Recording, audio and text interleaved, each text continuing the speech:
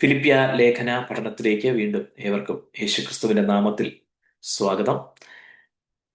നമ്മൾ ഒന്നാം അധ്യായത്തിന്റെ ഒടുവിലത്തെ ഭാഗത്തേക്ക് കടന്നു വരികയാണ്. ഫിലിപ്പിയർ 1:27 ഏറ്റവും ഒടുവിൽ നാം ചിന്തിക്കുകയും അതിൽ നിന്ന് പഠിക്കുകയും ചെയ്യുവാനായിട്ട് കഴിഞ്ഞത്. വീണ്ടും ആ 27 വാക്യത്തിലെ ഏറ്റവും ഒടുവിലത്തെ ഭാഗം കൂടെ നിങ്ങളുടെ ശ്രദ്ധയിലേക്ക് കൊണ്ടുവരുവാൻ കർത്താവിൽ ഞാൻ ആഗ്രഹിക്കുന്നു. ആമേൻ. അത് ഇങ്ങനെയാണ്. 1:27 ഒടുവിലത്തെ ഭാഗം: ക്രിസ്തുവിന്റെ സുവിശേഷത്തിന് യോഗ്യമാവണ്ണം മാത്രം നടപ്പിൻ. Praise the Lord.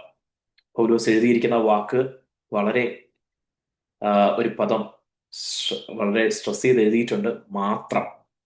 ക്രിസ്തുവിന്റെ സുവിശേഷത്തിന് യോഗ്യമാവണ്ണം നടപ്പിൻ എന്നെഴുതിയാലും കുഴപ്പമൊന്നുമില്ലായിരുന്നു.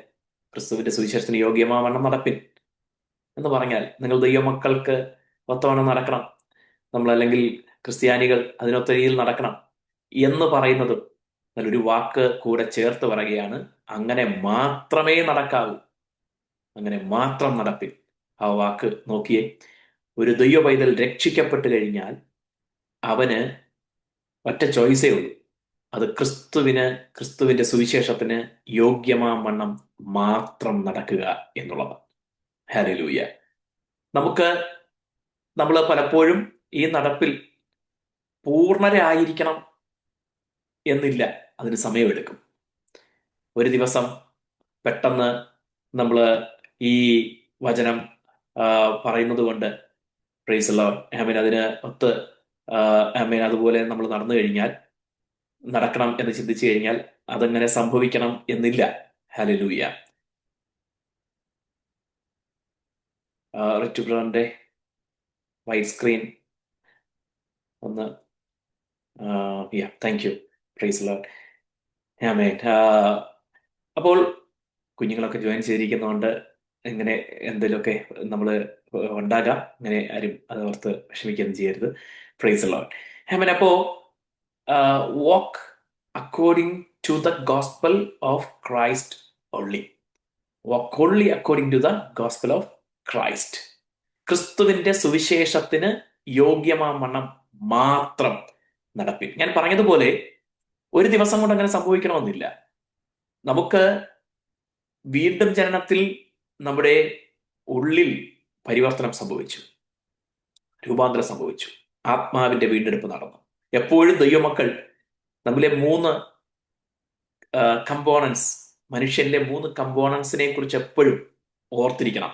എല്ലാ സാഹചര്യത്തിലും അത് മറന്നു പോകരുത്. ദൈവം തന്റെ സാദൃശ്യത്തിലും സ്വരൂപത്തിലും ആണ് നമ്മെ സൃഷ്ടിച്ചത്.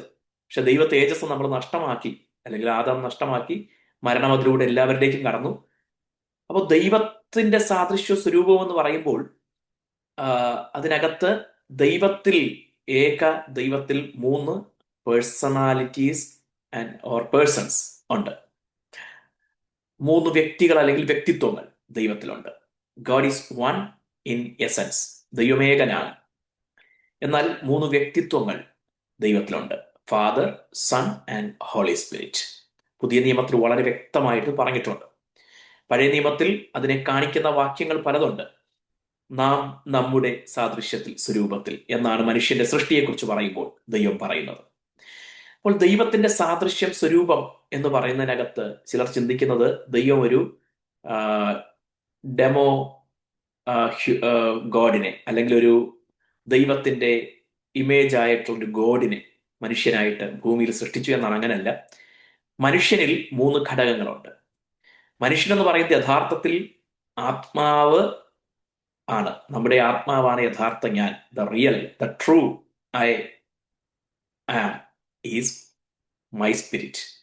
എൻ്റെ ആത്മാവാണ് യഥാർത്ഥ ഞാൻ. And I have a soul. എൻ്റെ ആത്മാവിന്, അല്ലെങ്കിൽ ഞാൻ എന്ന ആത്മാവാണ് യഥാർത്ഥ ഞാൻ. എനിക്ക് ഒരു സോളുണ്ട്. I have a soul. എനിക്കൊരു ദേഹിയുണ്ട്. ദേഹി എന്ന് പറയുന്നത് എന്താണ്? നമ്മുടെ ഇച്ഛ, വികാരം, തീരുമാനം, അല്ലെങ്കിൽ വിൽ, തീരുമാനശേഷി. ഈ 3 ഘടകങ്ങൾ ഒരുമിച്ച്, ഈ 3 ഘടകങ്ങൾ ഒരുമിച്ച് ചേരുന്നതാണ് ദേഹി എന്ന് പറയുന്നത്. Praise the Lord. ആമേൻ. നമ്മുടെ ആമേൻ അതിനകത്ത് നമ്മുടെ സോളിന് 3 ഘടകങ്ങൾ ഉണ്ട്. ആ ഞാനാകുന്ന ആത്മാവ്, എനിക്കൊരു ദേഹിയുണ്ട്. ആ ഞാനും എൻ്റെ ദേഹിയും ചേർന്ന് ഈ ഭൂമിയിൽ ജീവിക്കുന്ന സ്ഥലം ആണ് എൻ്റെ ശരീരം. My body is where I live with my soul. ഈ ചിന്ത എപ്പോഴും നമ്മുടെ ഉള്ളിൽ ഉണ്ടായിരിക്കണം. പ്രൈസ് ഒരു രക്ഷിക്കപ്പെട്ട ദൈവ പൈതൽ എപ്പോഴും ഇത് മനസ്സിലാക്കണം. I have a soul and live in a physical body on this earth. ഈ ചിന്ത എപ്പോഴും നമ്മുടെ ഉള്ളിൽ ഉണ്ടായിരിക്കണം. രക്ഷിക്കപ്പെട്ട നിമിഷം, യേശുവിനെ കർത്താവായി സ്വീകരിച്ച നിമിഷം, ദൈവം നമ്മെ വീണ്ടും ജനിപ്പിച്ചു. ആ വീണ്ടും ജനനം എവിടെ സംഭവിച്ചു? എന്നിലാണ് സംഭവിച്ചത്. യഥാർത്ഥ ഞാൻ ആരാണ്? ആത്മാവായ ഞാൻ, ദ റിയൽ സ്പിരിറ്റ്. എങ്ങനെ ആ വീണ്ടും ജനനം സംഭവിച്ചത്? പാപം ചെയ്തപ്പോൾ ദൈവമായിട്ടുള്ള ബന്ധം നഷ്ടപ്പെട്ടു പോയതിനെയാണ് ദൈവവചനം നമുക്ക് മരണം സംഭവിച്ചു എന്ന് പറഞ്ഞിരിക്കുന്നത്. ദൈവമായിട്ടുള്ള റിലേഷൻ നഷ്ടപ്പെട്ടു പോയതിന്. The relationship with God was broken when Adam committed sin. ആ ബന്ധത്തെ റീസ്റ്റോർ ചെയ്യുന്നതിനെയാണ്, റീഎസ്റ്റാബ്ലിഷ് ചെയ്യുന്നതിനെയാണ് എന്താ പറയുന്നത്? വീണ്ടും ജനനം എന്ന് പറയുന്നത്. ദൈവവുമായിട്ടുണ്ടായിരുന്ന ബന്ധം നഷ്ടപ്പെട്ടിരുന്ന ആത്മാവിനെ ആ ബന്ധത്തിലേക്ക് മടക്കി വരുത്തുന്നതിനെ, യഥാസ്ഥാനപ്പെടുത്തുന്നതിനെ, ആ ബന്ധത്തിലേക്ക് വീണ്ടും പ്രവേശിപ്പിക്കുന്നതിനെയാണ് റീബർത്ത് അല്ലെങ്കിൽ ബോൺ അഗെയിൻ, റീജനറേഷൻ സ്പിരിറ്റിൽ നമ്മിൽ സംഭവിച്ചു എന്ന് പറയുന്നത്. അപ്പോൾ വീണ്ടും ജനനം എവിടെയാണ് സംഭവിച്ചത്? നമ്മുടെ ആത്മാവിലാണ് സംഭവിച്ചത്. ഈ ആത്മാവിൽ വീണ്ടും ജനനം സംഭവിച്ചപ്പോൾ ദൈവം നമ്മെ നീതിമാന്മാരെന്ന് പ്രഖ്യാപിച്ചു.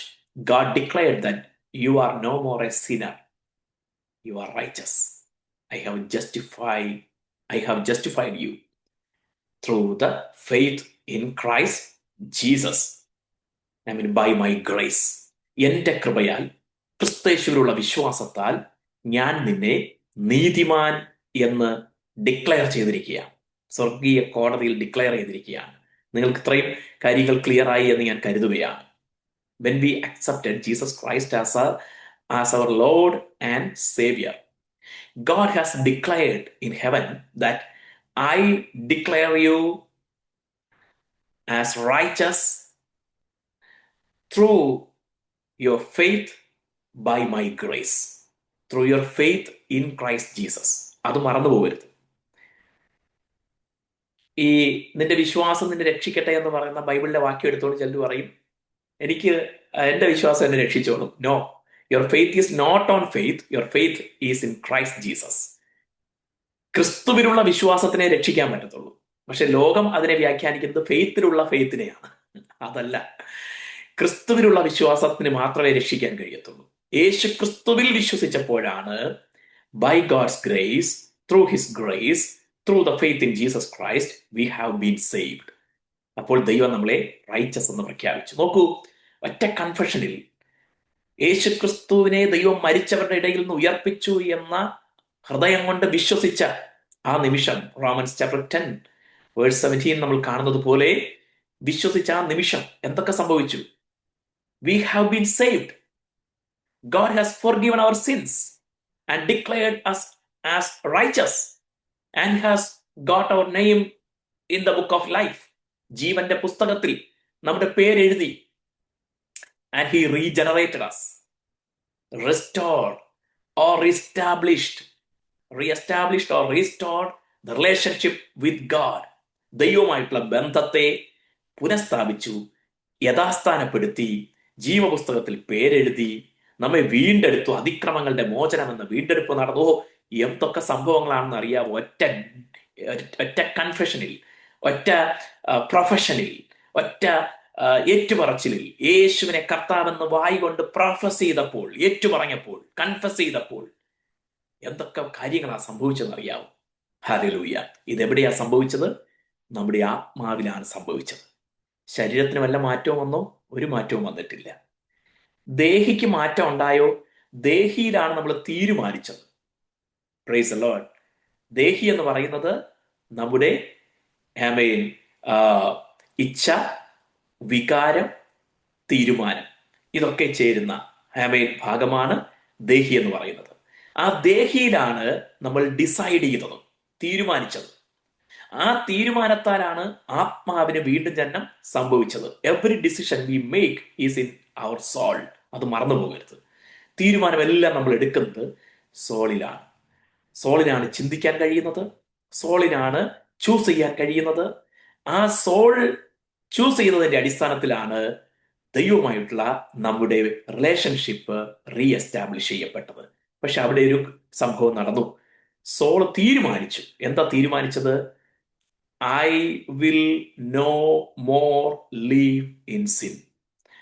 I am a child of God. I will walk in his holiness. I will walk in God's light. I will walk according to the word of God. My manner of living will be according to the word of God. എന്റെ ദൈവത്തിന്റെ ഇഷ്ടത്തിനായി ഞാൻ ഇനി ജീവിക്കും. ഈ തീരുമാനം കൂടെയാണ് soul കൈക്കൊണ്ടത്. Hallelujah. പക്ഷെ ഈ തീരുമാനം കൈക്കൊണ്ടപ്പോഴും എന്താ സംഭവം? ശരീരത്തിന് മാറ്റമൊന്നും വന്നിട്ടില്ല. സോളിന് തീരുമാനമെടുത്തു, പക്ഷേ ആ തീരുമാനത്തിൽ പിച്ച വച്ച് തുടങ്ങുന്നേ ഉള്ളൂ. Price the Lord. Baby foot അല്ലെ, ഒരു ബേബി ആയിട്ട് ഇങ്ങനെ ദൈവരാജ്യത്തിലേക്ക് പ്രവേശിച്ചതേ ഉള്ളൂ. അപ്പോൾ നമുക്ക് ദൈവരാജ്യത്തിന്റെ നിയമങ്ങളുമായി, ദൈവരാജ്യത്തിന്റെ ആ മാനറുമായി, ദൈവരാജ്യത്തിന്റെ രീതിയുമായി പൊരുത്തപ്പെട്ട് അതിൽ ജീവിക്കാൻ അല്പസമയമെടുക്കും. പക്ഷേ അതിൽ നമ്മൾ വളർന്നുകൊണ്ടിരിക്കണം. Praise the Lord. സമയമെടുക്കുന്നതിന് കുഴപ്പമില്ല, പക്ഷെ എന്ത് ചെയ്തുകൊണ്ടിരിക്കണം? We have to grow in that. ഇതിനെയാണ് spiritual growth, growing in Christ എന്നെല്ലാം വചനത്തിൽ നമുക്ക് കാണുവാനായിട്ട് കഴിയുന്നത്. ആത്മീയ വളർച്ച, ക്രിസ്തുവിൽ വളരുക എന്നെല്ലാം പറയുന്നത്.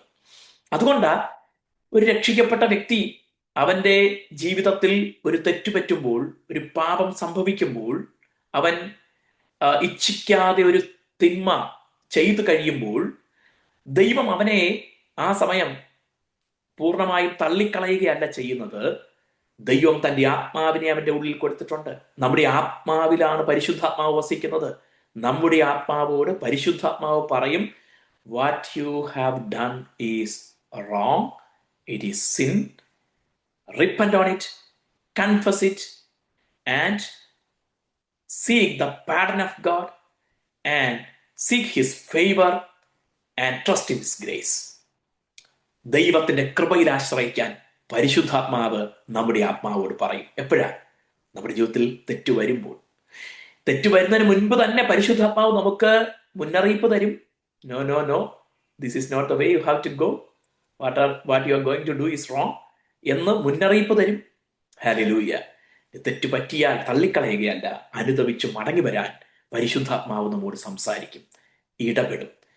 എന്നിട്ട് തുടർമാനമായി പശ്ചാത്താപം ഇല്ലാതെ, റിപ്പന്റൻസ് ഇല്ലാതെ, പരിശുദ്ധാത്മാവിനെ അനുസരിക്കാതെ, കേൾക്കാതെ, റെഫ്യൂസ് ചെയ്തിട്ട്, ദൈവശബ്ദത്തെ റിജക്റ്റ് ചെയ്തിട്ട്, റെഫ്യൂസ് ചെയ്തിട്ട്, എനിക്ക് എൻ്റെ ശരീരത്തിൻ്റെയും എൻ്റെ മനോവികാരത്തിൻ്റെയും ഇഷ്ടത്തിനൊത്തവണ്ണം ഞാൻ ജീവിക്കുമെന്ന് ഒരു വ്യക്തി തീരുമാനിച്ചാൽ എന്ത് സംഭവിക്കും? അവൻ വീണ്ടും ദൈവകൃപയിൽ നിന്ന് അന്യമായി കൊണ്ടിരിക്കും. ഹല്ലേലൂയ. Praise the Lord.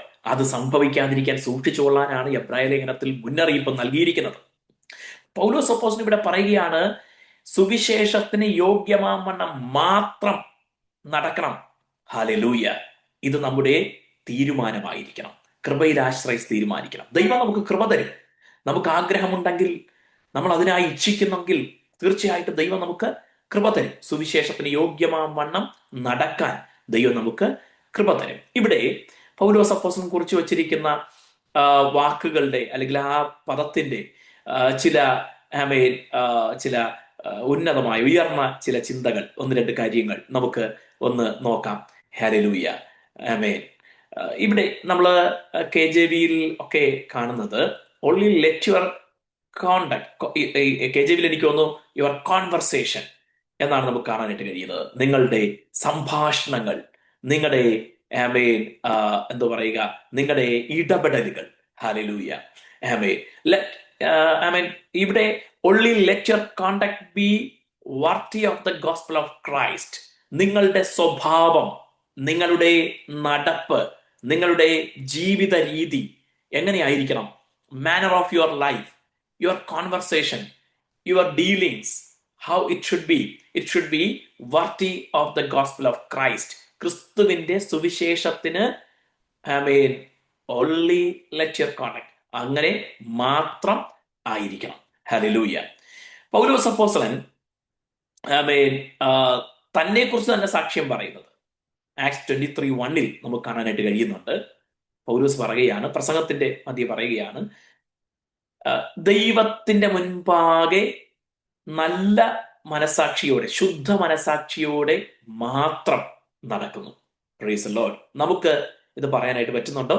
ശുദ്ധ മനസാക്ഷിയോടെ മാത്രമാണ് ദൈവ മുമ്പാകെ ഞാന് നടക്കുന്നത് എന്ന് പൗലോസിനെ പോലെ നമുക്ക് സാക്ഷ്യം പറയാനായിട്ട് കഴിയുന്നുണ്ടോ? ഹല്ലേലൂയ. ഇവിടെ ഈ ലെറ്റ് യുവർ കോണ്ടക്ട് എന്നുള്ള പദം, യുവർ കോൺവെർസേഷൻ എന്ന് പറഞ്ഞിരിക്കുന്ന ആ പദം ഒറിജിനലി ഗ്രീക്കിൽ പൗലോസ് ഇവിടെ മാത്രം ഉപയോഗിച്ചിരിക്കുന്ന ഒരു പദമാണ്. The word പൊളിറ്റെസ്തേ,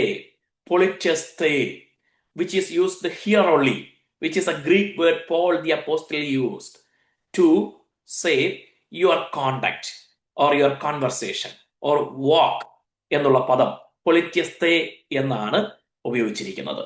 hallelujah. പൊളിറ്റിക്സ് എന്ന് പറഞ്ഞാൽ നമുക്കറിയായിരിക്കും അല്ലെ? പൊളിറ്റിക്സ്, രാഷ്ട്രം, രാഷ്ട്രതന്ത്രം, അല്ലെങ്കിൽ science about Nations, countries or state, science about state ഒക്കെയാണ് പൊളിറ്റിക്സ് എന്ന് പറയുന്നത്, പൊളിറ്റിക്കൽ സയൻസ് എന്നൊക്കെ പറയുന്നത്. പൊളിറ്റെസ്തേ എന്ന പദത്തിന്റെ അർത്ഥം ലീവ് ആസ് സിറ്റിസൺ എന്നാണ്. ലീവ് ആസ് സിറ്റിസൺ, പൗരനായിട്ട്, ലീവ് ആസ് സിറ്റിസൺ, ജീവിക്കുക, പൗരനായി ജീവിക്കുക. ദൈവരാജ്യത്തിന്റെ അല്ലെങ്കിൽ സുവിശേഷത്തിന്റെ പൗരനായി മാത്രം ജീവിക്കുക എന്നാണ് പറഞ്ഞിരിക്കുന്നത്. ദൈവരാജ്യത്തിന്റെ അല്ലെങ്കിൽ സുവിശേഷത്തിന്റെ, ദ ഗോസ്പൽ ഓഫ് ക്രൈസ്റ്റ്, ക്രിസ്തുവിന്റെ സുവിശേഷത്തിന്റെ, സുവിശേഷ രാജ്യത്തിന്റെ പൗരനായി മാത്രം ജീവിക്കുക. ഹല്ലേലൂയ എന്ന പറഞ്ഞിരിക്കുന്നത്. Price the Lord. ഇവിടെ ഫിലിപ്പിയ ലേഖനം എഴുതുമ്പോൾ ഫിലിപ്പിയയിലുള്ള ഭൂരിഭാഗം ക്രൈസ്തവരും റോമൻ സിറ്റിസനാണ്, അല്ലെങ്കിൽ ജെന്റൈൽസ് ആണ്, ഗ്രീക്കാണ്, യവനർ, ജാതികൾ, അല്ലെങ്കിൽ യഹൂദന്മാർക്ക് പുറത്തുള്ളവർ. ജാതികൾ എന്നുള്ള പദം യഹൂദന്മാർക്ക് പുറത്തുള്ളവർ എന്നുള്ള ആശയത്തിൽ ബൈബിളിൽ ഉപയോഗിച്ചിരിക്കുന്നതാണ്. നേഷൻസ് അല്ലെങ്കിൽ ജെന്റൈൽസ്, യഹൂദ ജാതിക്ക് പുറത്തുള്ളവർ, അല്ലെങ്കിൽ യവനർ, ഗ്രീക്ക് ആയിട്ടുള്ള ആൾക്കാരാണ് ഫിലിപ്പിയിലുള്ളത്. അവര് റോമൻ സിറ്റിസനാണ്. അക്കാലത്തെ ഏറ്റവും വലിയ സാമ്രാജ്യമാണ് റോമൻ സാമ്രാജ്യം. റോമൻ സിറ്റിസൺ ആയിരിക്കുന്ന അവർക്ക് ഒരു റോമൻ സിറ്റിസന്റെ ഡ്യൂട്ടി എന്താണെന്ന് അറിയാം, കടമ എന്താണെന്ന് അറിയാം. ആൻഡ് റെസ്പോൺസിബിലിറ്റീസ്, ഉത്തരവാദിത്തങ്ങൾ എന്താണെന്ന് അറിയാം. മാത്രമല്ല, റോമൻ സിറ്റിസൺഷിപ്പ് എന്ന് പറയുന്നത് ഒരു റെസ്പെക്ട്ഫുൾ തിങ് ആണ്, ഒരു ആദരണീയമായ പദവിയാണ്. ഹല്ലേലൂയ. ഈ ഗൾഫിലൊക്കെ ജോലി ചെയ്യുന്നവർക്കും ഗൾഫിലൊക്കെ താമസിച്ചവർക്കും അറിയാം, അവിടെ വൈറ്റ് പാസ്പോർട്ട് എന്നൊരു സംവിധാനം പല പ്രമുഖ ജോലി സ്ഥാപനങ്ങളിലൊക്കെ ഉണ്ട്. അതിന് പ്രത്യേക പദവിയാണ്. അതുകൊണ്ട് പോയി വൈറ്റ് പാസ്പോർട്ട് എടുത്തിട്ട് തിരിച്ചവിടെ വന്ന് ജോലിക്ക് കയറുന്ന ബുദ്ധിമാന്മാരായ മലയാളികളുണ്ട്, അല്ലെങ്കിൽ ഇന്ത്യക്കാരുണ്ട്. അപ്പോൾ ശമ്പളം കൂടുതൽ കിട്ടും. പിന്നെ വാസ്തവത്തിൽ ശമ്പളത്തിൽ മാത്രമേ ഉള്ളെന്ന് തോന്നുന്നു കൂടുതൽ കിട്ടുന്നത്, പൊസിഷനും ഒക്കെ. പക്ഷെ പുറത്ത് കാണുമ്പോൾ തൊലിയുടെ നമ്മുടെയൊക്കെ നിറം കാണുമ്പോഴേക്കും ആ രീതിയിലെ ആൾക്കാര് പുറത്തുള്ളവരെ കാണത്തുള്ളൂ. പക്ഷേ ഞാൻ പറഞ്ഞത് അതൊരു പ്രിവിലേജ് ആയിട്ട്, ഒരു പദവിയായിട്ട്. അങ്ങനെയാണെങ്കിൽ ഒരു സാമ്രാജ്യത്വ സംവിധാനം നിലനിൽക്കുന്ന റോമൻസ് കാലഘട്ടത്തിൽ, റോമൻ എംപയർ കാലഘട്ടത്തിൽ ഒരു റോമൻ സിറ്റിസൺ എന്ന് പറയുന്നതിന്റെ പ്രാധാന്യം, ഇമ്പോർട്ടൻസ് ഒന്ന് ചിന്തിച്ചു നോക്കിയേ. ഹല്ലേലൂയ. എത്ര ഭയങ്കര പദവിയായിരുന്നു. പൗലോസിനെ ചില സന്ദർഭങ്ങളിൽ പൗലോസ് നിയമത്തിന്റെ കാര്യങ്ങൾ പറയുമ്പോൾ ഞാൻ റോമാ പൗരൻ എന്ന് പറഞ്ഞ് പലയിടത്തും അതിന്റെ പ്രിവിലേജ് ഉപയോഗിച്ചിട്ടുള്ള നമുക്ക് കാണാനായിട്ട് കഴിയും. പൗലോസിനെ ബന്ധിച്ചപ്പോ, വിസ്താരം കഴിയാത്ത എന്നെ ഒരു റോമാ പൗരനെ ബന്ധിക്കാമോ എന്ന് ചോദിച്ചപ്പോൾ പെട്ടെന്ന് ബന്ധിച്ചവർ പിന്മാറി. അടിക്കാൻ തുടങ്ങിയവർ, ചാട്ട കൊണ്ട് അടിക്കാൻ തുടങ്ങിയവർ ഒരു റോമാ പൗരനെ വിസ്താരം കൂടാതെ അടിക്കാമോ എന്ന് ചോദിച്ച ഉടനെ അവർ പിന്മാറി. കാരണം ഒരു റോമാ പൗരനാണെങ്കിൽ ഭേദ്യം ചെയ്ത് ചോദ്യം ചെയ്യാൻ പറ്റത്തില്ല. അവര് കോടതിയിൽ വിസ്തരിക്കപ്പെട്ട് കുറ്റവാളിയാണെന്ന് തെളിഞ്ഞാൽ ആ കുറ്റത്തിന് ശിക്ഷ വിധിക്കുന്ന ശിക്ഷ അത് മാത്രമേ കൊടുക്കാനായിട്ട് പറ്റത്തുള്ളൂ. അല്ലാതെ ഭേദ്യം ചെയ്ത് ചോദ്യം ചെയ്യാൻ റോമൻ സിറ്റിസനെ മേൽ അങ്ങനെ കൈവയ്ക്കാൻ അനുവാദം ഉണ്ടായിരുന്നില്ല. അപ്പൊ ആ പദവി അന്നത്തെ കാലഘട്ടത്തിൽ റോമൻ സിറ്റിസൺ എന്ന് പറയുന്ന പദവി വലുതാണ്. ഫിലിപ്പിയിലുള്ളവർ പലരും റോമൻ സിറ്റിസനാണ്. ഈ ഫിലിപ്പിയ സഭയിലുള്ള പലരും റോമൻ സിറ്റിസനാണ്. അതുകൊണ്ട് ഒരു റോമൻ സിറ്റിസൺ ആയിരിക്കുന്നതിന്റെ പ്രിവിലേജ്, റെസ്പെക്ട്, അപ്പോൾ തന്നെ അതിന് ഡ്യൂട്ടി ഉണ്ട്, റെസ്പോൺസിബിലിറ്റി ഉണ്ട്. ഒരു പൗരന്റെ ഒരുപോലെ പ്രാധാന്യമുള്ള രണ്ട് കാര്യങ്ങളാണ് duties and responsibilities. Duties and rights. Hallelujah. ഉത്തരവാദിത്തങ്ങളുണ്ട്, കടമകളുണ്ട്, അപ്പോൾ തന്നെ അവകാശങ്ങളുമുണ്ട്. ഇതെല്ലാം റോമൻ പൗരന്മാരെന്നുള്ള നിലയിൽ ഇവർക്ക് പരിചിതമാണ്. ഇവരോടാണ് പൗലോസ് അപ്പോസ്തലൻ പറയുന്നത്, leave as citizen of the gospel of Christ. Leave as the citizen of the gospel of Christ. ക്രിസ്തുവിന്റെ സുവിശേഷ രാജ്യത്തിന് അല്ലെങ്കിൽ സുവിശേഷത്തിന്റെ പൗരന്മാരായി മാത്രം live or walk or live a manner of life only worthy of the kingdom of God എന്ന് പറയുകയാണ്. ആ സിറ്റിസനായി മാത്രം, ദൈവരാജ്യത്തിന്റെ പൗരനായി മാത്രം നടക്കുക എന്നവരെ ബോധ്യപ്പെടുത്തുകയാണ്. Hallelujah, praise the Lord.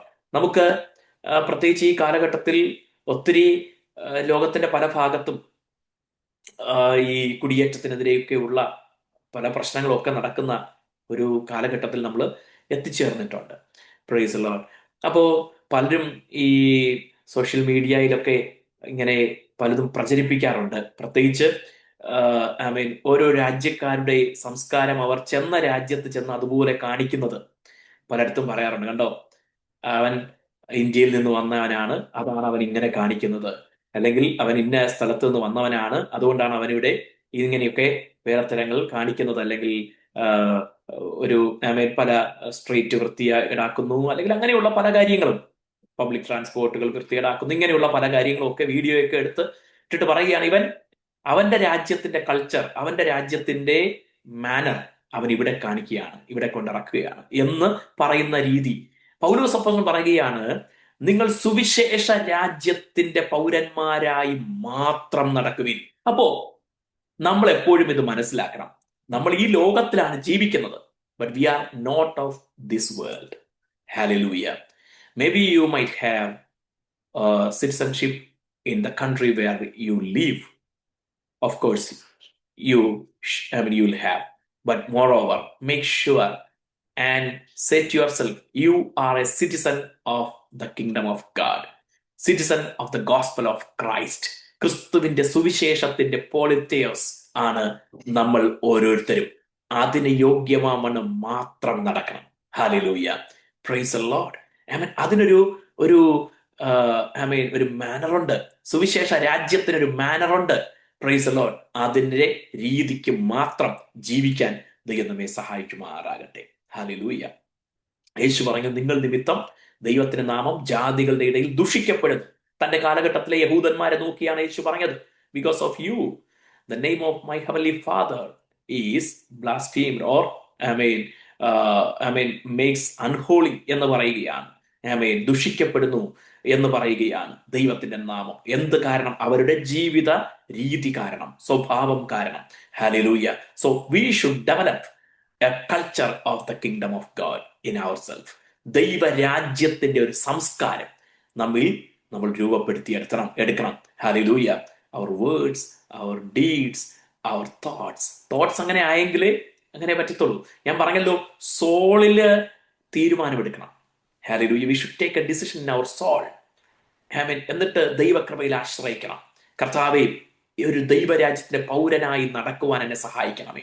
ഇതിനാണ് renew your mind, renew your soul എന്ന് റോമർ 12:1-2 വാക്യങ്ങളിൽ പറയുന്നത്. മനസ്സ് പുതുക്കി ട്രാൻസ്ഫോം ആകാനായിട്ട്, രൂപാന്തരപ്പെടാനായിട്ട്. ഹല്ലേലൂയ. അത് ഡെയിലി നമ്മിൽ സംഭവിച്ചുകൊണ്ടേയിരിക്കണം. Praise the Lord. നമ്മുടെ ട്രാൻസ്ഫോർമേഷൻ, വീണ്ടും ജനിച്ചപ്പോൾ ട്രാൻസ്ഫോർമേഷൻ എവിടാ നടന്നത്? The real me, the true me in spirit.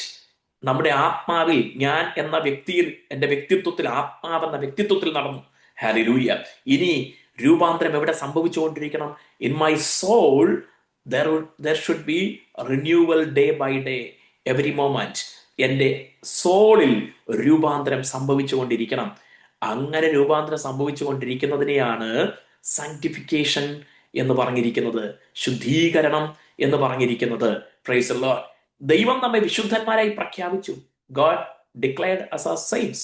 പൗലോസിന്റെ എഴുത്തുകളിലെല്ലാം കൊരിന്തിലുള്ള വിശുദ്ധന്മാർ എന്നൊക്കെ പറഞ്ഞ് എഴുതിയിരിക്കുന്നത് കാണാം. ദൈവത്തിന്റെ ദൃഷ്ടിയിൽ നാം വിശുദ്ധന്മാരാണ്. പക്ഷെ ഒരു സാങ്ക്ടിഫിക്കേഷൻ പ്രൊസീജിയറിലൂടെ നാം പോയിക്കൊണ്ടിരിക്കുകയാണ്. ഹല്ലേലൂയ. 2 കൊരിന്ത്യർ 6-ാം അധ്യായത്തിൽ പറയുകയാണ്, ഈ വാഗ്ദത്തങ്ങൾ നമുക്കുള്ളത് കൊണ്ട്, therefore we have these promises we have. എന്താ നമുക്കുള്ള promises? The kingdom, the heavenly kingdom, or the eternity is ahead of us. We have rewards in heaven. We are going to be with Christ. These are the promises we have. Jesus is going to come back soon. യേശു വേഗം വരുന്നു നമ്മെ ചേർക്കാൻ. കർത്താവ് വരുന്നു. ഇതാണ് നമുക്കുള്ള വാഗ്ദത്തം. Hallelujah. ഈ വാഗ്ദത്തം നമുക്കുള്ളത് കൊണ്ട് ഇനി ഇടവും വലവും നോക്കണ്ട, തോന്നിയതുപോലെ ജീവിക്കാനല്ല പറഞ്ഞിരിക്കുന്നത്. ആത്മാവിലെയും ജഡത്തിലെയും എല്ലാ കന്മഷവും നീക്കി വിശുദ്ധിയെ തികച്ചുകൊള്ളുക എന്നാണ് പറഞ്ഞിരിക്കുന്നത്. Price the Lord. അതിനെന്ത് സംഭവിക്കണം? ദിനം പ്രതി നാം രൂപാന്തരപ്പെട്ടുകൊണ്ടിരിക്കണം, മാനസാന്തരപ്പെട്ടുകൊണ്ടിരിക്കണം, അനുദപിച്ചുകൊണ്ടിരിക്കണം, ട്രാൻസ്ഫോർമേഷൻ സംഭവിച്ചുകൊണ്ടിരിക്കണം, നമ്മുടെ മനസ്സ് പുതുക്കി രൂപാന്തരം സംഭവിച്ചുകൊണ്ടിരിക്കണം. ഹല്ലേലൂയ. വാക്കുകൾ, ജീവിത ശൈലി, സ്വഭാവം, പ്രവൃത്തികൾ, ഇതിലൊക്കെ മാറ്റം വന്നുകൊണ്ടിരിക്കണം. ഏതിന് അനുയോജ്യമായ രീതിയിൽ? As the citizens of the gospel of Christ. ക്രിസ്തുവിന്റെ സുവിശേഷത്തിന്റെ പൗരന്മാർക്കൊത്ത രീതിയിൽ. ഹല്ലേലൂയ. അതാണ് ലേഖനങ്ങളിൽ നമ്മുടെ മിക്കവാറും പൗലോസ് അപ്പോസ്തലന്റെ ലേഖനങ്ങളുടെ എല്ലാം ഒരു ഭാഗം തിയോളജിയും, ഡോഗ്മാറ്റിക് തിയോളജിയും, മറ്റേ ഭാഗം പ്രാക്ടിക്കൽ തിയോളജിയുമാണ്. Praise the Lord. Dogmatic theology എന്ന് പറഞ്ഞാൽ ഡോഗ്മാസ് അല്ലെങ്കിൽ ഡോക്ട്രിൻസ്, ഉപദേശങ്ങൾ, നീതീകരണം, വിശുദ്ധീകരണം, വീണ്ടെടുപ്പ്, ശുദ്ധീകരണം, ഇങ്ങനെയുള്ള ഭാഗമാണ് ലേഖനങ്ങളിലെ ഒരു ഭാഗം, പ്രത്യേകിച്ച് ആദ്യ ഭാഗങ്ങൾ. അത് കഴിയുമ്പോൾ എന്ത് പറയുന്നു? പ്രാക്ടിക്കൽ തിയോളജിയിലേക്ക് പോവുകയാണ്. പ്രാഗ്മാറ്റിക് തിയോളജി അല്ലെങ്കിൽ പ്രാക്ടിക്കൽ തിയോളജിയിലേക്ക് പോവുകയാണ്. ഈ വീണ്ടെടുപ്പ് നടന്ന, ഈ വീണ്ടും ജന്മം പ്രാപിച്ച, ഈ നീതീകരിക്കപ്പെട്ട, ഈ ശുദ്ധീകരിക്കപ്പെട്ട നമ്മൾ എങ്ങനെ നടക്കണം എന്നുള്ളതാണ് രണ്ടാമത്തെ ഭാഗത്ത് പറയുന്നത്. സൽപ്രവർത്തികൾ ചെയ്തുകൊണ്ട്, ദൈവം മുന്നമേ നിയമിച്ചിരിക്കുന്ന സൽപ്രവർത്തികൾ ചെയ്തുകൊണ്ട് കർത്താവിന്റെ വരവിനായി യോഗ്യമാം വണ്ണം അതിനെ നോക്കിപ്പാർത്ത് ജീവിക്കാനാണ് മിക്കവാറും ലേഖനങ്ങളുടെ രണ്ടാമത്തെ ഭാഗത്ത് പറഞ്ഞിരിക്കുന്നത്. കൊരിന്ത്യർ ലേഖനം പോലുള്ള ലേഖനങ്ങളിൽ ആദ്യം മുതലേ പ്രാക്ടിക്കൽ ക്രിസ്ത്യാനിറ്റിയെ കുറിച്ച് പറഞ്ഞിരിക്കുന്നത് കാണുവാനായിട്ട് കഴിയും. എനിവേ, ഞാൻ ഓർപ്പിച്ചത് ദൈവരാജ്യത്തിന്റെ പൗരന്മാരെന്ന ബോധ്യത്തോടെ ജീവിക്കാൻ പൗലോസ് അപ്പോസ്തലൻ ഇവിടെ കുറിക്കുകയാണ്. ഹല്ലേലൂയ. ഇനി നമുക്ക് അടുത്ത വാക്യത്തിലേക്ക് കടക്കാം. ആമേൻ. 1-ാം അധ്യായത്തിന്റെ 28-ാമത്തെ വാക്യത്തിലേക്ക് നമുക്ക് കടന്നു വരാം. അവിടെ എന്താ പറഞ്ഞിരിക്കുന്നത്? ആമേൻ. ഇത് അവരുടെ നാശത്തിനും നിങ്ങളുടെ രക്ഷയ്ക്കും ഒരു അടയാളം ആകുന്നു എന്ന് പറയുകയാണ്. ഇത് which is to them. Which എന്ന് പറയുമ്പോൾ ഇത്, അതിനെയാണ് മലയാളത്തിൽ ഇതെന്ന് പരിഭാഷ ചെയ്തിരിക്കുന്നത്. Which is to them an evident token of perdition. To them an evident token of perdition, but to you of salvation. നിങ്ങളുടെ രക്ഷയ്ക്കും അടയാളം. And that of God. അത് ദൈവം തന്നെ അങ്ങനെ വെച്ചിരിക്കുന്നതാണ്. ഏത് എന്നറിയാനായിട്ട് നമ്മൾ തൊട്ട് മുമ്പിലത്തെ വാക്യത്തിൽ കാണണം. ഇന്ന് രാത്രി ചിന്തിച്ചതല്ല, അതിനു മുൻപ് കഴിഞ്ഞ പ്രാവശ്യം നമ്മൾ ചിന്തിച്ചത് എന്താണത്? നിങ്ങൾ ഏകാത്മാവിൽ നിലനിന്ന് എതിരാളികളാൽ ഒന്നിലും കുലുങ്ങിപ്പോകാത്തവരായിരിക്കണം. Hallelujah. Stand firm in the presence of God. Be brave, be bold. The attitude of fearlessness in Christ. അത് നമ്മുടെ കഴിവ് കൊണ്ട് കിട്ടിയതല്ല, ദൈവം തന്നിരിക്കുന്ന നിർഭയത്വം. ഹല്ലേലൂയ. അത് നമുക്ക് ഉണ്ടായിരിക്കണം. Not to be coward, instead to be bold and brave for the kingdom of God. ദൈവം നമ്മെ എന്തിനാണ് വിളിച്ചത്? ഭീരുക്കളായിരിക്കാനല്ല, പിന്നെയോ ധൈര്യശാലികളായിരിക്കാൻ വേണ്ടിയാണ്, ധീരന്മാരായിരിക്കാൻ വേണ്ടിയാണ്. അതിനുള്ള ധൈര്യം ദൈവം തന്നെ തരികയും ചെയ്യും. വിച്ച് എന്നിവിടെ പറഞ്ഞിരിക്കുന്നത് ഫിയർലെസ്നെസ് അതാണ് ഉദ്ദേശിക്കുന്നത്. അത് ദൈവം തന്നെ വെച്ചതാണ്. അതെന്താണ്? That is a token to, നിങ്ങളിലുള്ള ധൈര്യം അതൊരു അടയാളം കൂടെയാണ്. അതൊരു ടോക്കനാണ്, ഒരു അടയാളമാണ്. എന്തിനുള്ള അടയാളം? Amen. The evident token of their perdition, അവരുടെ നാശത്തിനൊരു അടയാളമാണ്. ആരുടെ? The opponents of the gospel and false teachers, സുവിശേഷ വിരോധികളുടെയും ദുരുപദേഷ്ടാക്കളുടെയും നാശത്തിന്റെ അടയാളമാണ് നിങ്ങളിൽ ദൈവം നൽകിയിരിക്കുന്ന ധൈര്യം. ഹല്ലേലൂയ. എതിരാളികളാൽ നിങ്ങൾ കുലുങ്ങിപ്പോകുന്നെങ്കിൽ നിങ്ങൾ പിന്നെ ഒന്നും പറയാനില്ല. പക്ഷെ നിങ്ങൾ കുലുങ്ങാതിരിക്കുന്നിടത്തോളം ദൈവം അത് ടോക്കണാക്കി മാറ്റിയിരിക്കുകയാണ്, അല്ലെങ്കിൽ ദൈവം വെച്ചിരിക്കുന്ന ഒരു ടോക്കണാണ്, അവരുടെ നാശത്തിന്റെ ഒരു അടയാളമാണ്. Praise the Lord. And amen. You of salvation, നിങ്ങളുടെ രക്ഷയ്ക്കും ഏതാ? നിങ്ങളുടെ കറേജ്, നിങ്ങൾ കൃപയിൽ നിലനിൽക്കുന്നത്, എന്ത് എതിരാളികൾ ഉയർത്തിവിട്ടാലും അതിനു മുന്നിൽ പതറിപ്പോകാതെ നിലനിൽക്കുന്നത് നിങ്ങളുടെ സാൽവേഷന്റെ, രക്ഷയുടെ അടയാളം കൂടെയാണ്. നിങ്ങൾ പിന്മാറിപ്പോയാൽ, പേടിച്ച് ഭീരുക്കളായി പുറകോട്ട് പോയി കഴിഞ്ഞാൽ പിന്നെ ആ നിത്യജീവനെ നഷ്ടപ്പെടുത്തുകയാണ് ചെയ്യുന്നത്. അല്ല, നിങ്ങൾ ഉറച്ചു നിൽക്കുന്നെങ്കിൽ, എതിരാളികളാൽ ഒന്നിലും കുലുങ്ങാതെ നിൽക്കുന്നെങ്കിൽ, എതിരാളികളെ കണ്ട് ഭയപ്പെടാതെ നിൽക്കുന്നെങ്കിൽ, it is a token given by God. Hallelujah. For your salvation, നിങ്ങളുടെ രക്ഷയ്ക്കായി ദൈവം തന്നിരിക്കുന്ന അടയാളം ആണ് അത് എന്ന് പറയുകയാണ്. Price the Lord. 29 വാക്യത്തിലേക്ക് വേഗം നമുക്ക് കടന്നു വരാം. വേഴ്സ് 29. ക്രിസ്തുവിൽ വിശ്വസിപ്പാൻ മാത്രമല്ല, അവന് വേണ്ടി കഷ്ടം അനുഭവിപ്പാനും കൂടെ നിങ്ങൾക്ക് വരം നൽകിയിരിക്കുന്നു. Price the Lord. ഹല്ലേലൂയ. മലയാളത്തിൽ മനോഹരമായ വരം എന്നുള്ള പദം ഉപയോഗിച്ചിട്ടുണ്ട്, ഗിഫ്റ്റ് എന്നുള്ള പദം ഉപയോഗിച്ചിട്ടുണ്ട്. മൂലഭാഷയിൽ നമുക്ക് അതിന് സമാനമായ ആശയം തന്നെയാണ് കാണാനായിട്ട് കഴിയുന്നത്. ദൈവം നിങ്ങൾക്കൊരു ഗിഫ്റ്റ് തന്നിട്ടുണ്ട്. എന്താണ് ആ ഗിഫ്റ്റ്? കഷ്ടം സഹിക്കാനുള്ള gift.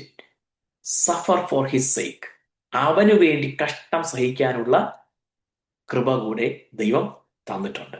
Hallelujah. Praise the Lord. ആമേൻ. അപ്പോ ആമേൻ, നമ്മള് എന്റെ കഷ്ടങ്ങൾ ദൈവം തരുന്നതാം എന്റെ പ്രാണനെ ഞാൻ യാഗമാക്കുന്നു എന്ന് പാടുമ്പോൾ ഈ വാക്യം വേണം നമ്മുടെ ഓർമ്മയിലേക്ക് വരാനായിട്ട്.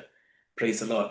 ആ പാട്ട്, ഈ പാട്ടുകൾ, എല്ലാ പാട്ടുകളും എല്ലാ വരികളും ആക്യുറേറ്റ് ആയിട്ട് മീനിങ് കൊണ്ടുവരാൻ ഇച്ചിരി പ്രയാസമുണ്ട്. കാരണം ഈ ഒരു വാചകം എഴുതുന്ന പോലല്ല പാട്ട്. അത് വരി, താളം, രാഗം ഇതെല്ലാം ഒത്തുവരണം. അപ്പൊ ചിലതൊക്കെ, ചില വരികളുടെ അകത്തെ ആശയം ശരിയായ വിധത്തിൽ നമ്മൾ മനസ്സിലാക്കണം. അല്ലെങ്കിൽ പിന്നെ തീ പോലെ ഇറങ്ങണമേ എന്ന് പാടുമ്പോഴേക്കും നമ്മള് എന്നാ പിന്നെ ഇപ്പൊ ഇവിടെ എല്ലാവരും കരിക്കട്ടയായി പോകുമല്ലോ എന്ന് വ്യാഖ്യാനിക്കേണ്ടി വരും. അങ്ങനെയല്ല, എഴുത്തുകാരൻ ഉദ്ദേശിക്കുന്ന ആശയം, ദൈവ സാന്നിധ്യം, ദൈവ മഹത്വം ഇറങ്ങി വന്നപ്പോൾ സംഭവിച്ച അടയാളങ്ങളിൽ ഒന്നാണ് അഗ്നിജ്വാല പോലെ പിളർന്നിരിക്കുന്ന നാവുകൾ എന്നൊക്കെ പറഞ്ഞിരിക്കുന്ന അനുഭവങ്ങൾ. അപ്പോൾ പാട്ടുകളിലെല്ലാം വിശദമായി, വിശാലമായി, അർത്ഥപൂർണതയോടെ എല്ലാ വരികളും എഴുതാൻ കഴിയണമെന്നില്ല. എന്നാൽ ഗുരുതരമായ ദുരുപദേശം ഒന്നും പാടാനല്ല പറയുന്നത്. എന്താണോ ആ പാട്ടിനകത്ത് നിന്ന് വചനത്തിലൂടെ പറഞ്ഞിരിക്കുന്നത് അതിനെ നമ്മൾ മനസ്സിലാക്കുക. അപ്പോൾ നമ്മൾ എപ്പോഴും പാടാറുള്ള, സാധാരണ പാടാറുള്ള ഒരു പാട്ടാണ് ആമേൻ ആമേൻ ഞാൻ പറഞ്ഞ വരി, സ്തോത്രം, ആമേൻ, എന്തുവാ, എന്റെ കഷ്ടങ്ങൾ ദൈവം തരുന്നതാം എന്റെ പ്രാണനെ ഞാൻ യാഗമാക്കുന്നു, എന്നെ തകർത്തിയിടാൻ താതിന് ഇഷ്ടമെങ്കിൽ തനിഹിതം എന്നിൽ സമ്പൂർണമാകട്ടെ, ആമേൻ എന്ന് പാടുന്ന ആ പാട്ട്. അതുകൊണ്ടാണ് ഞാനത് ആ വരി പാടുമ്പോൾ ഈ വാക്യം നമ്മുടെ ഓർമ്മയിലേക്ക് വരണം. എന്താണ്? ക്രിസ്തു യേശുവിൽ വിശ്വസിക്കാൻ മാത്രമല്ല, അപ്പോ വിശ്വസിക്കാൻ നിങ്ങൾക്ക് എന്ത് കിട്ടി? ഗിഫ്റ്റ് കിട്ടി. God has given you grace, or God gave you a gift to have faith in Christ, to believe in Christ. യേശുവിൽ വിശ്വസിക്കാൻ ദൈവം നിങ്ങൾക്ക് എന്ത് തന്നു? കൃപ തന്നു, വരം തന്നു. അതേ ദൈവം മറ്റൊരു വരം കൂടെ തന്നിട്ടുണ്ട്. വിശ്വാസത്തിലൂടെ വിശ്വസിച്ചപ്പോൾ നിങ്ങൾക്ക് കിട്ടിയ സ്വർഗീയ അനുഗ്രഹങ്ങൾ അതത്ര വലുതാണ്. അതേ ദൈവം അതോടുകൂടെ ആ പാക്കേജിനകത്ത്, ആ faith in Christ, belief in Christ എന്ന ആ പാക്കേജിനകത്ത് ഒരു ഗിഫ്റ്റ് കൂടെ വെച്ചിട്ടുണ്ട്. നിങ്ങൾ കണ്ടോ ഇല്ലയോ എന്ന് അറിയത്തില്ല. രക്ഷിക്കപ്പെട്ട് കഴിഞ്ഞാൽ അതോടുകൂടെ പിന്നെ നമ്മൾ സ്വർഗത്തിലായി കഴിഞ്ഞു. ഇനി ഇവിടെ രോഗമില്ല, ദുരിതമില്ല, കഷ്ടമില്ല എന്നൊക്കെ ചിന്താഗതി ഉണ്ടെങ്കിൽ, ആമേൻ, ക്രിസ്തുവിന്റെ നാമം നിമിത്തം, ആമേൻ, ഒരു ഓക്കെ, എനിക്കൊന്ന് നോട്ടിൽ അത് കുറിച്ചിട്ടുണ്ടെന്ന് തോന്നുന്നു. ആമേൻ, ഞാൻ അതിലേക്ക് വരാം. സ്തോത്രം. ഒരു ദൈവ പൈതലിന്റെ രക്ഷിക്കപ്പെട്ടതിന് ശേഷം അവൻ അനുഭവിക്കുന്ന ഓരോ കഷ്ടങ്ങളും അതിൽ ക്രിസ്തുവിന്റെ നാമം നിമിത്തം അവൻ അത് സഹിക്കുകയാണ്. ഹല്ലേലൂയ, അല്ലെ? Price the Lord. ഓക്കെ, ഞാൻ പറഞ്ഞത് faith in Christ is the gift of God. ദൈവം തന്ന സമ്മാനമാണ്, ഗിഫ്റ്റാണ് ക്രിസ്തുവിലുള്ള വിശ്വാസം എന്ന് പറയുന്നത്. അപ്പോൾ ഇവിടെ രണ്ട് ഗിഫ്റ്റിനെ കുറിച്ച് പറഞ്ഞിട്ടുണ്ട് ഈ വാക്യത്തിൽ 29. ഒന്നാമത്തെ ഗിഫ്റ്റ് ഫെയ്ത്ത് ഇൻ ക്രൈസ്റ്റ്, യേശു ക്രിസ്തുവിൽ ഉള്ള വിശ്വാസം. അത് ദൈവം തന്നൊരു ഗിഫ്റ്റാണ്. ആമേൻ. ഓക്കെ, ആമേൻ. Not just believe that he is Christ but everything in it. ക്രിസ്തുവിൽ വിശ്വസിക്കുക എന്നുള്ളത് മാത്രമല്ല, അതിലുള്ള എല്ലാ കാര്യങ്ങളും. ആമേൻ എന്ന് പറഞ്ഞാൽ to believe all that he promised. ദൈവം ക്രിസ്തുവിലൂടെ നമുക്ക് തന്നിട്ടുള്ള എല്ലാ വാഗ്ദത്തങ്ങളും. ആമേൻ. Receiving, embracing, leaning, relying and living upon him. ഇതെല്ലാം ആ ഫെയ്ത്തിനകത്തുള്ളതാണ്, ക്രിസ്തുവിലുള്ള വിശ്വാസത്തിനകത്താണ് ഉള്ളതാണ്. As God's salvation is a pure gift of grace. ദൈവം തന്ന ഈ രക്ഷയുടെ, ആ രക്ഷയിൽ അത് ദൈവത്തിന്റെ കൃപയുടെ ഒരു ഉറപ്പായ, തീർച്ചയായ, സുതാര്യമായ, സമ്പൂർണമായ സമ്മാനം, ദാനമാണ് ഈ വിശ്വാസം, ക്രിസ്തുവിലുള്ള വിശ്വാസം എന്ന് പറഞ്ഞാൽ. വെറും യേശുവിൽ എനിക്ക് വിശ്വാസമുണ്ട് എന്നുള്ളതിനല്ല, not a mere faith in Christ but everything in him, in Christ. ക്രിസ്തുവിലൂടെ നൽകപ്പെട്ട, through Christ, in Christ, by Christ, അതെല്ലാം നമ്മൾ ഒരുമിച്ച് ആ വിശ്വാസത്തിനകത്തുണ്ട്, ക്രിസ്തുവിലുള്ള വിശ്വാസത്തിനകത്തുണ്ട്. അത് ദൈവം നമുക്ക് തന്നൊരു ഗിഫ്റ്റാണ്, യേശുവിലുള്ള വിശ്വാസം എന്ന് പറയുന്നത്. അതുപോലെ തന്ന മറ്റൊരു ഗിഫ്റ്റാണ്, ആ ഗിഫ്റ്റിനകത്ത് തന്നിരിക്കുന്ന, അല്ലെങ്കിൽ രണ്ടാമത്തെ ഭാഗമാണ്, ഒരു കോയിന്റെ ദി അതർ സൈഡ് ആണ്. And you got gift to suffer for his sake. അവന്റെ നാമത്തിന് വേണ്ടി, അല്ലെങ്കിൽ ക്രിസ്തുവിന് വേണ്ടി കഷ്ടം സഹിക്കാനും നിങ്ങൾക്ക് ഗിഫ്റ്റ് കിട്ടിയിരിക്കുന്നു. അപ്പോൾ ആദ്യത്തെ ഗിഫ്റ്റ് മാത്രം മതി എന്ന് പറയാൻ പറ്റത്തില്ല. ഇതുകൂടെ ചേർന്നാൽ ഈ ഗിഫ്റ്റ് പൂർണ്ണമാകത്തുള്ളൂ. Praise the Lord. ആമേൻ. This is inseparable package. ഹല്ലേലൂയ. വേർതിരിക്കാൻ പറ്റാത്തൊരു പാക്കേജാണ് കഷ്ടം സഹിക്കുക എന്ന് പറയുന്നത്. യേശുവിന് വേണ്ടി കഷ്ടം സഹിക്കുക എന്ന് പറഞ്ഞാൽ അതിന്റെ അർത്ഥം എന്താണ്? ആമേൻ. For his body's sake, the church. ക്രിസ്തുവിന്റെ ശരീരം എന്താ? സഭ. ദൈവസഭയ്ക്ക് വേണ്ടി ആമേൻ കഷ്ടം സഹിക്കുക. For the sake of his gospel. യേശുവിന്റെ സുവിശേഷത്തിന് വേണ്ടി കഷ്ടം സഹിക്കുക. And for the sake of his cause and interest in the world. യേശുവിന്റെ ഇഷ്ടങ്ങളും താല്പര്യങ്ങളും നിമിത്തം, അല്ലെങ്കിൽ അത് ഭൂമിയിൽ നടപ്പിലാക്കാൻ വേണ്ടി കഷ്ടം സഹിക്കുക. ലോകത്തിൽ ആത്മാക്കളെ നേടുക എന്നുള്ളതിനെ നമുക്ക് വേണമെങ്കിൽ അതിനകത്ത് ചേർത്ത് പറയാം. ലോകത്തിൽ യേശുവിന്റെ ഇഷ്ടം നടപ്പിലാക്കാൻ വേണ്ടി കഷ്ടം സഹിക്കുക.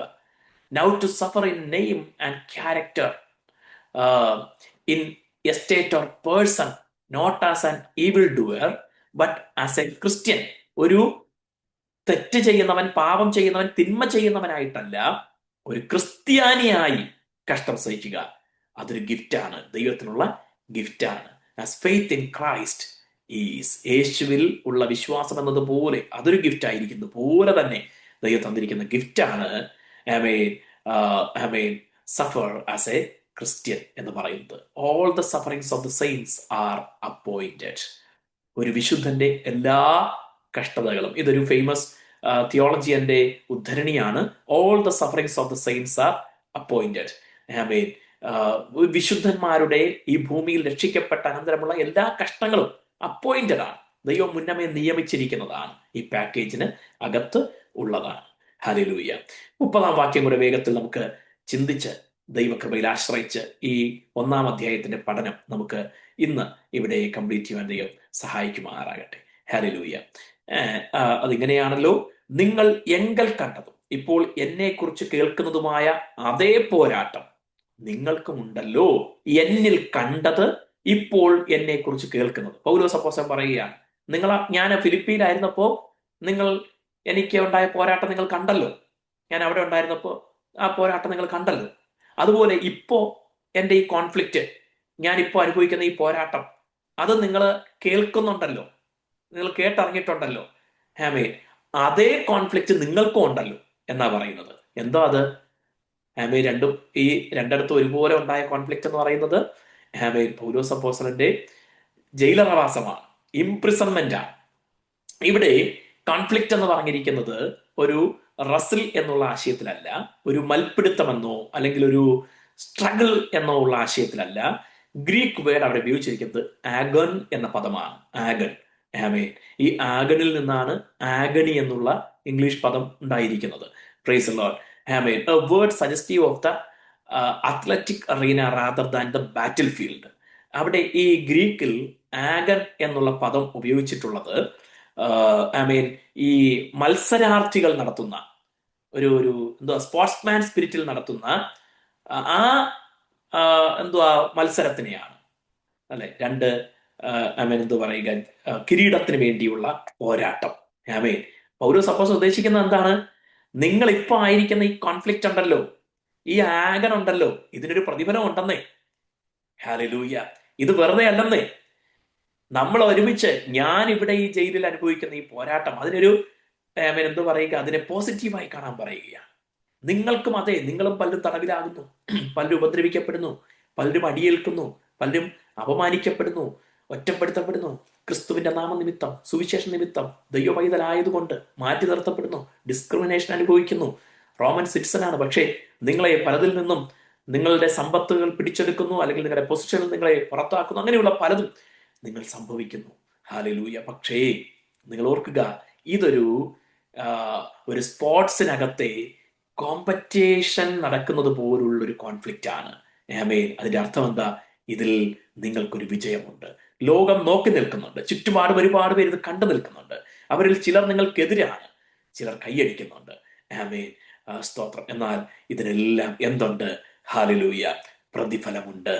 Price the Lord. ആമേൻ. ഹല്ലേലൂയ. നിങ്ങൾക്കും ഈ കോൺഫ്ലിക്റ്റ്, ആമേൻ, നമ്മൾ പലരും അനുഭവിക്കുന്ന ഈ പോരാട്ടം, ഈ വെല്ലുവിളി, ഇത് വെറുതെ അല്ല. കർത്താവിന്റെ നാമനിമിത്തം കഷ്ടം അനുഭവിക്കുന്നത് വെറുതെ അല്ല. ഇതിനൊരു പ്രതിഫലമുണ്ട്. ഹല്ലേലൂയ. നാം കർത്താവിൽ നിന്ന് പ്രതിഫലം പ്രാപിക്കുമെന്നുള്ള ആ ബോധ്യം നമുക്കുണ്ടായിരിക്കുമാറാകട്ടെ. Praise the Lord. ഹല്ലേലൂയ. ഈ ലോകത്തിൽ ഒരു ദൈവപൈതൽ അനുഭവിക്കുന്ന, ക്രിസ്തുവിന്റെ നാമം നിമിത്തം അനുഭവിക്കുന്ന, സുവിശേഷം നിമിത്തം അനുഭവിക്കുന്ന വെല്ലുവിളികൾ, പ്രശ്നങ്ങൾ, ഒറ്റപ്പെടുത്തലുകൾ, അപമാനം എന്തുമായിക്കൊള്ളട്ടെ, ആമേൻ, അതിനെ ഒരു സ്പോർട്സ്മാൻ സ്പിരിറ്റോടെ കാണുക. ഇതിനെല്ലാം പ്രതിഫലമുണ്ട്. വാടാത്ത കിരീടം, തേജസ്സിന്റെ കിരീടം, കർത്താവിൽ നിന്ന് ദൂതഗണങ്ങളുടെ മധ്യത്തിൽ അനേകം കോടി വിശുദ്ധന്മാർ അണിനിരന്ന് നിൽക്കുമ്പോൾ, പ്രൈസ് ദി ലോർഡ്, ആ അറീനയിൽ, ആ ഗാലറിയിൽ, ഹല്ലേലൂയ, ആമേൻ, അനേകർ കോടാനുകോടി വിശുദ്ധ ഗണങ്ങൾ സാക്ഷികളായി നിൽക്കുമ്പോൾ, ദൈവദൂതന്മാർ ചിരിച്ച മുഖവുമായി നിൽക്കുമ്പോൾ, അവരുടെ മുന്നിൽ വെച്ച് എനിക്ക് വേണ്ടി കഷ്ടം സഹിച്ച എന്റെ പൈതലിന് ഞാൻ ഈ മെഡൽ കൊടുക്കുന്നു എന്ന് പറഞ്ഞ്, ഈ കിരീടം കൊടുക്കുന്നു എന്ന് പറഞ്ഞ് കർത്താവ് നമ്മെ കിരീടമണിയിക്കുന്ന ഒരു മനോഹരമായ ദിനം മുന്നിൽ വരുന്നുണ്ട് എന്ന ബോധ്യത്തോടെ ഏത് അപമാനത്തെയും നിന്ദയെയും സന്തോഷത്തോടെ സഹിപ്പാൻ ദൈവം നമുക്ക് കൃപ നൽകുമാറാകട്ടെ. Price the Lord.